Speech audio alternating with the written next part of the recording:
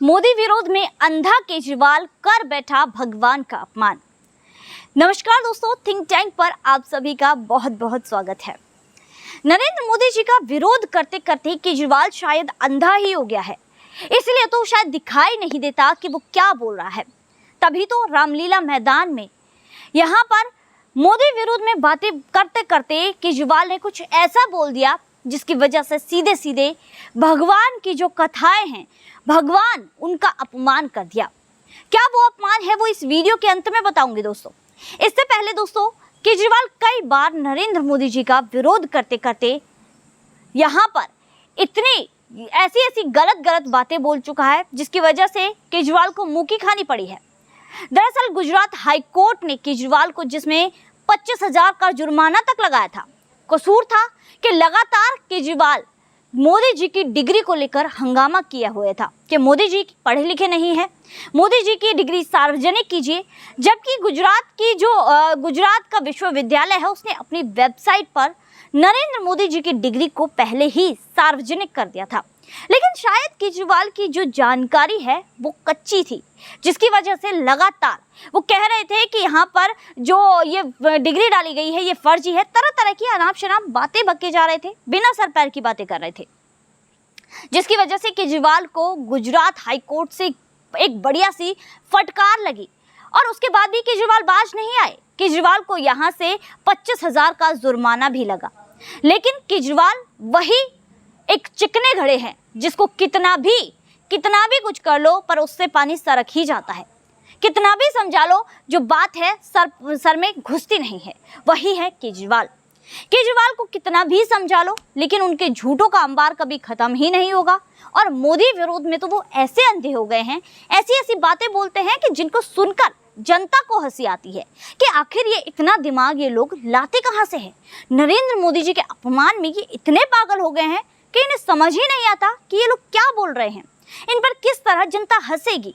लेकिन नहीं, इन्हें तो बस करना है नरेंद्र मोदी जी का अपमान। खैर दोस्तों, केजरीवाल ने रामलीला मैदान में एक रैली आयोजित की जो 11 मई को की गई। अब यहाँ पर केजरीवाल बड़े ही मन से आए थे कि भैया भीड़ होगी, मैं बहुत सारे लोगों को संबोधित करूंगा, ये होगा वो होगा, तरह तरह की बातें।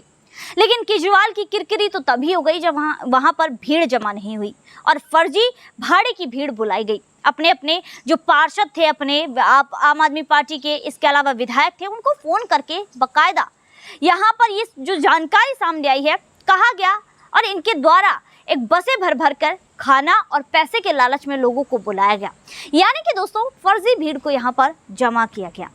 खैर इतना नहीं, इसके बाद जब केजरीवाल का भाषण शुरू हुआ तो वही नरेंद्र मोदी जी के विरोध में बातें कि ईडी सीबीआई का गलत इस्तेमाल कर रहे हैं, हम नरेंद्र मोदी जी से आगे जा रहे थे, मैं प्रधानमंत्री बनने वाला था, इस तरह की अनाप शनाप बातें केजरीवाल करने लगे। इसमें केजरीवाल ने ये भी कहा कि भैया हमें काम नहीं करने दे रहे, जो कार्यभार है, सारे अधिकार हैं वो एलजी को दिए हुए हैं, हमें ये लोग काम नहीं करने देते, हम विकास कैसे करें, जो आईएएस अधिकारी हैं ये फाइलें अटका लेते हैं, तरह तरह की बातें।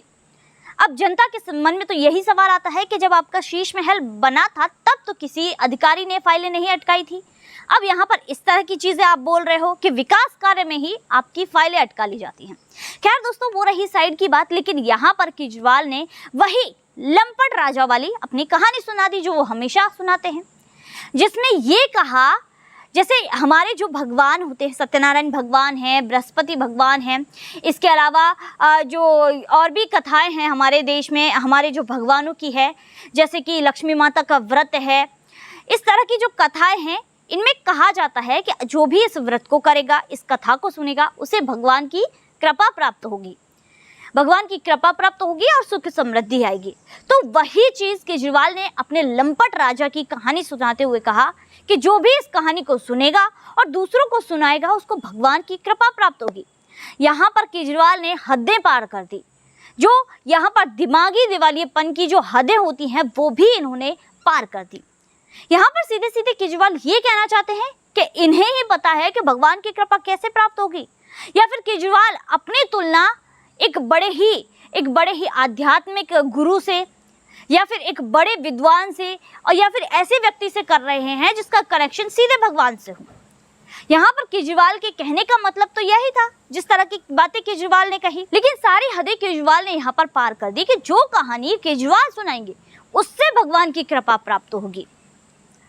यानी कि सीधे सीधे इन्होंने जो हमारे धर्म ग्रंथों में जो हमारे व्रतों की कहानियां हैं उनका अपमान किया है, और सीधे तौर पर कहें तो भगवान का अपमान किया है। इसके अलावा दोस्तों, इसमें इन्होंने जो रामलीला मैदान में जो भाषण दिए उसमें कई चीजें, कई हदें पार की।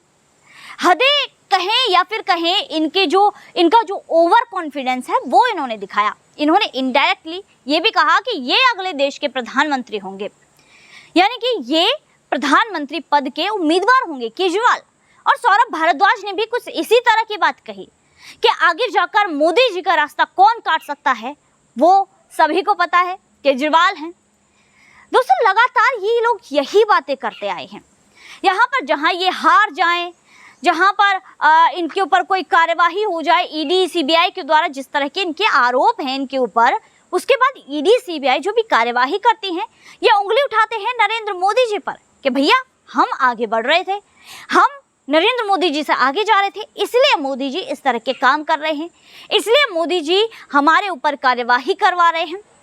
तरह तरह की चीज़ें करते रहते हैं। और केजरीवाल कितने दुष्ट हैं, कितने धूर्त हैं, कितने झूठे हैं, ये सभी को पता है, किसी से भी नहीं छुपा है। लेकिन फिर भी इन्हें इल्ज़ाम तो नरेंद्र मोदी जी पर ही लगाना है, जिसके चलते इन्हें चाहे भगवान का ही अपमान क्यों ना करना पड़े ये करेंगे, खुशी खुशी करेंगे। इन्हें कोई मतलब नहीं है कि इन चीज़ों से किसी के धर्म, किसी की भावनाओं को आहत पहुंचेगा। लेकिन नहीं, इन्हें करनी है तो सिर्फ और सिर्फ अपनी गंदी राजनीति करनी है और कुछ नहीं।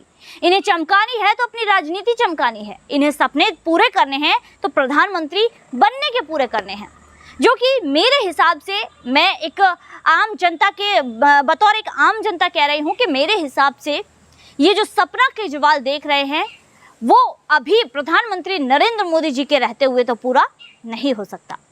तो दोस्तों, आज की वीडियो में बस इतना ही। फिर मुलाकात होगी ऐसी वीडियो के साथ। तब तक लिए हमारे साथ जुड़िए, हमारे चैनल को सब्सक्राइब कीजिए, वीडियो को लाइक कीजिए और शेयर ज़रूर कीजिए। धन्यवाद।